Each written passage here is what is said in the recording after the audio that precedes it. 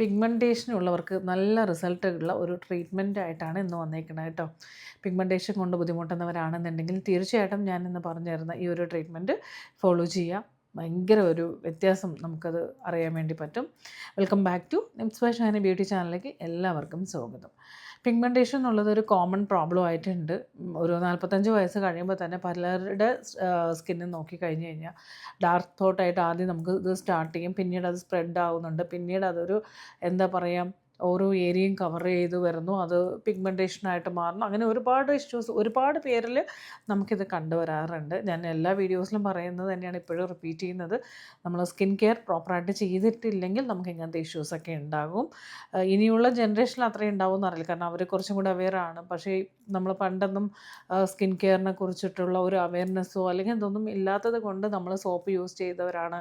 അതുപോലെ തന്നെ ഇപ്പോഴും ഉപയോഗിച്ചു കൊണ്ടിരിക്കുന്നവരുണ്ടാകും. അതുപോലെ തന്നെ ഒരുപാട് പൗഡർ, അതുപോലെ കെമിക്കൽ അടങ്ങിയിട്ടുള്ള നമുക്ക് എന്തെങ്കിലും ഫെയർനെസ് ക്രീമുകൾ, നമ്മളുടെ സ്കിൻ ടൈപ്പ് എന്താണെന്നോ നമുക്ക് സ്കിന്നിന് എന്ത് ഉപയോഗിക്കണമെന്നോ അറിയാതെ നമ്മൾ പരസ്യം കണ്ട് ഒരുപാട് പ്രൊഡക്റ്റ് നമ്മൾ ഉപയോഗിക്കാറുണ്ട്. അതുകൊണ്ട് സംഭവിച്ചിട്ടുള്ളതാണ് നമ്മുടെ സ്കിന്നിൽ ഇന്ന് കാണുന്ന പ്രോബ്ലംസ് എല്ലാം.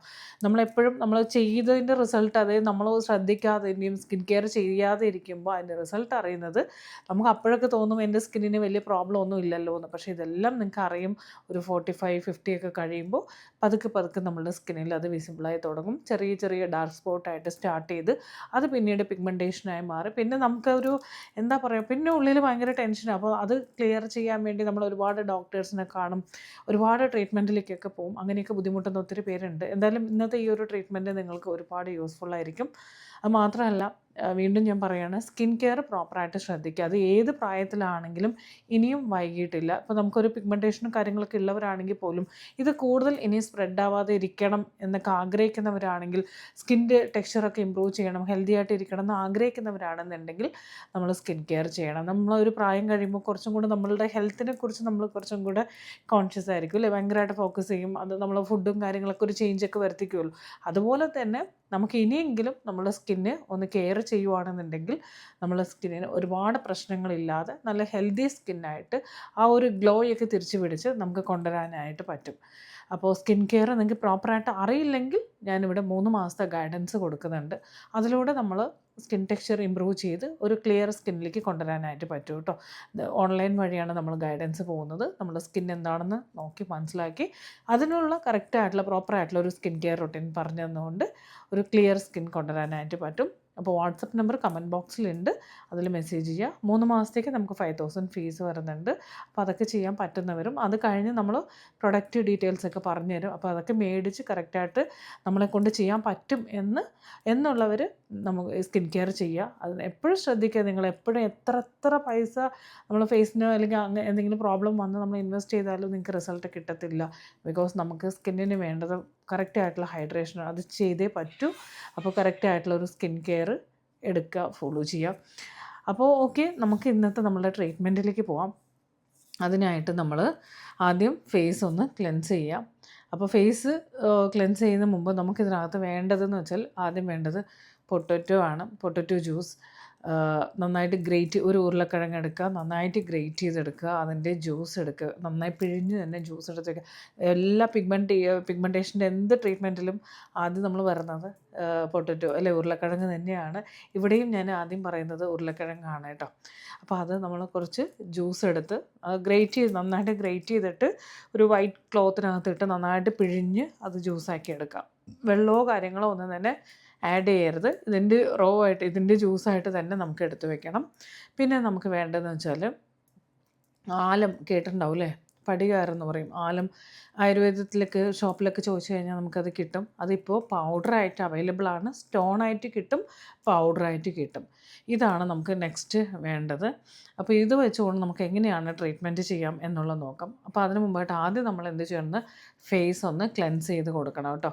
അപ്പോൾ ക്ലെൻസിങ്ങിനായിട്ട് ഞാനിവിടെ പറയുന്നത് നമ്മളുടെ ബിയോസ് ബൈ ഷൈനി, നമ്മളുടെ ബ്രാൻഡിലുള്ള ഈ ഒരു മാജിക് ഓയിൽ എല്ലാവരും പറഞ്ഞിട്ടുണ്ടാവുമെന്ന് വിചാരിക്കുന്നു.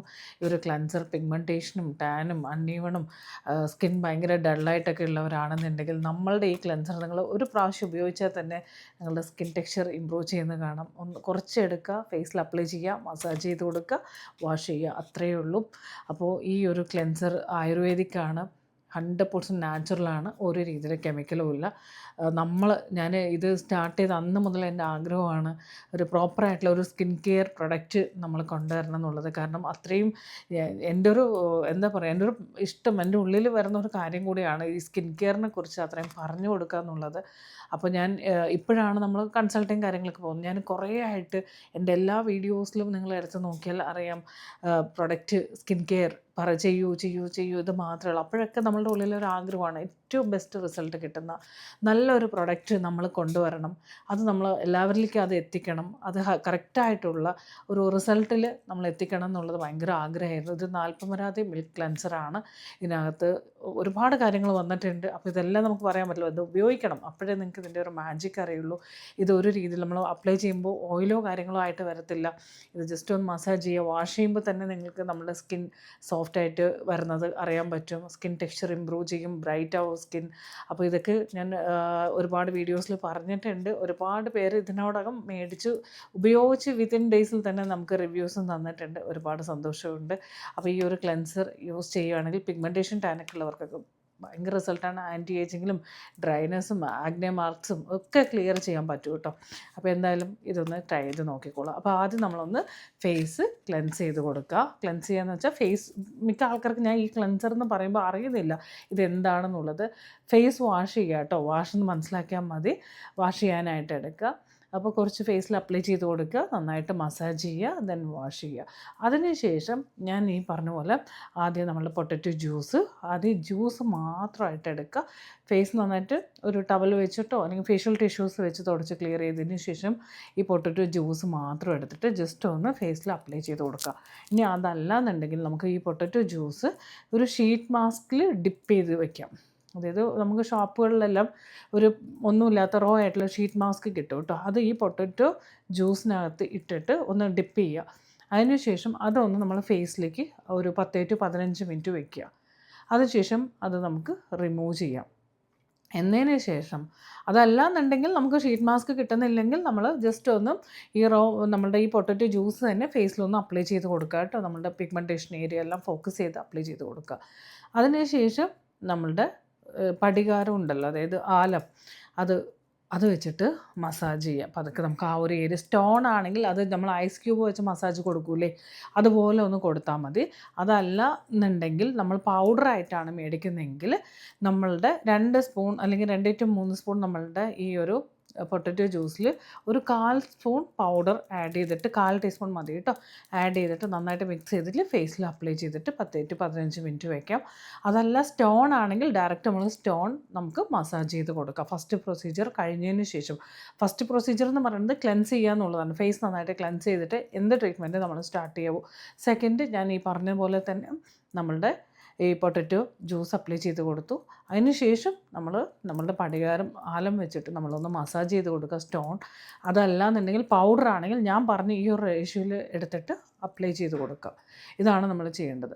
ദെൻ അതിന് ശേഷം നമ്മൾ വീണ്ടും ഫേസ് നന്നായിട്ട് പ്ലെയിൻ വാട്ടറിൽ വാഷ് ചെയ്ത് കൊടുക്കുക. ദെൻ മോയ്സ്ചറൈസർ അപ്ലൈ ചെയ്ത് കൊടുക്കുക. ഈ ഒരു ട്രീറ്റ്മെൻറ്റ് നമ്മൾ ആഴ്ചയിൽ 2 or 3 പ്രാവശ്യം ചെയ്തു വരിക. ബെസ്റ്റ് റിസൾട്ടായിരിക്കും കേട്ടോ.